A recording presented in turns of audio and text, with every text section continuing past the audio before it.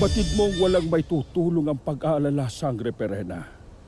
Kaya't payapain mo munang iyong kalooban. Ngunit hindi ko pa rin maiwasang mag-alala, Imaw. Pagkat hindi ko tiyak kung tama ba ang aking pasya na payagang si Terang harapin si Mitena. Wasto ang mga isinambit ni Nunong Imaw. Kailangan nating pakinggan si Tera. Avisala Eshma Ashti. Ako may nagdududa kay Mitena.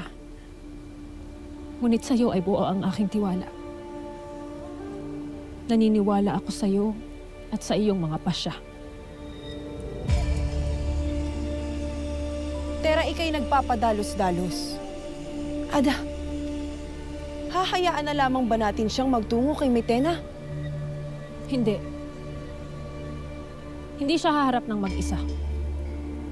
Pagkat siya ay inyong sasamahan. Bilang mga sangre, tungkulin niyong magkaisa, magtulungan, at protektahan ang isa't isa kung kinakailangan. Paano ka, Ashti Perena? Sasama ka ba sa amin? Oo. Kailangan natin maging handa sakaling hindi maging maganda ang kahinatnan ng pagpupulong na ito. Ngunit, hindi rin mainam kung lahat kayo ay nasa iisang lugar lamang. Sangre Perena, mainit din ang dugo niyo ni Mitena sa isa't isa. Maaring hindi makatulong kung pati ikaw ay sasama sa kanila. Sangre Perena, batid kong hindi maging madali sa iyo ang manatili rito at maghintay. Subalit sa tingin ko'y mas makabubuti kung ikaw ay pumirmi muna rito sa Adamya. Tama ka, Imaw. Napakahirap na mag-antay lamang dito.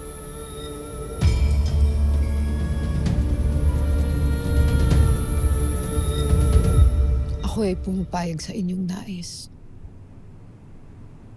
Kung tunay ang inyong pangako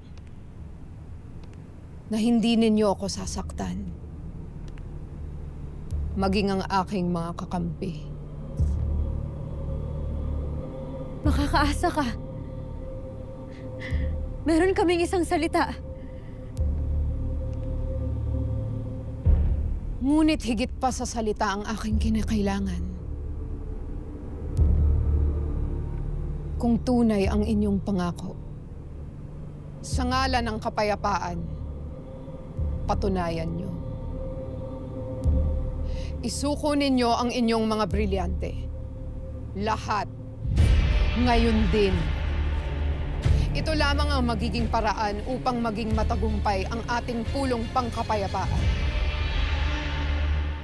Hinding-hindi mangyayari ang iyong nais. Gusto na. Isa itong malaking kahibangan. Ano sa palagay mo sa amin? Mapapaikot mo kami para basta-basta na lang isuko ang brilyante? Hindi kami hangal.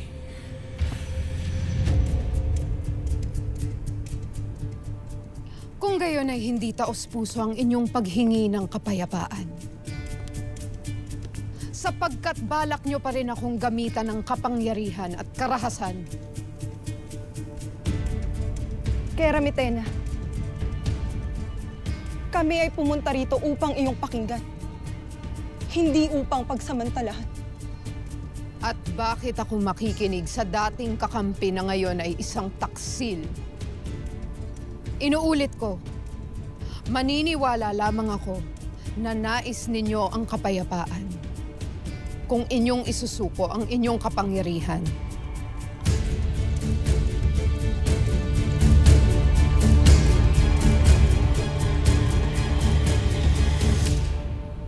Ngunit hindi lamang dahil sa kapangyarihan at proteksyon kung bakit ayaw naming isuko sa iyo, mga brilyante. Ang mga brilyanteng ito ang mga nagpapanatili ng balanse at kapayapaan sa buong Encantadia. At magagampanan pa rin nila iyon Kahit ako na ang may hawak sa kanila. Sa amin ipinagkatiwala ang mga brilyante. Hindi sa'yo. Kami ang pinili ng mga brilyante. Kami ang naghirap upang maibalik ang gulong dulot ng kasamaan ng mga kakampi mo. Sana maintindihan mo, Samina. Sana maintindihan mo, Reyna Mitena. Dahil hindi rin naman namin hihingin na isuko mo ang iyong setro. Kailangan lang natin magtiwala sa isa't isa. Na hindi na tayo kailanman magpapatayan o magsasakitan. Ang mga brilyante niyo lamang ang aking hiningi. Bilang kapalit sa minimithi ninyong kapayapaan. Ngunit hindi ninyo mabigay. Kung gayon, nagsasayang lamang tayo ng panahon. Gusto na ang pagpupulong na ito. Makakaalis na kayo.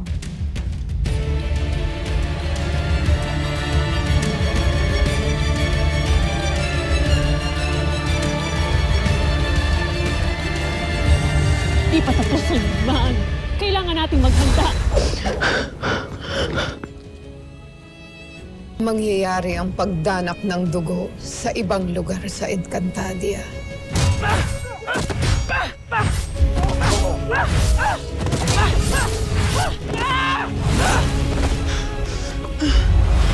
Sa Levios del Cebuan.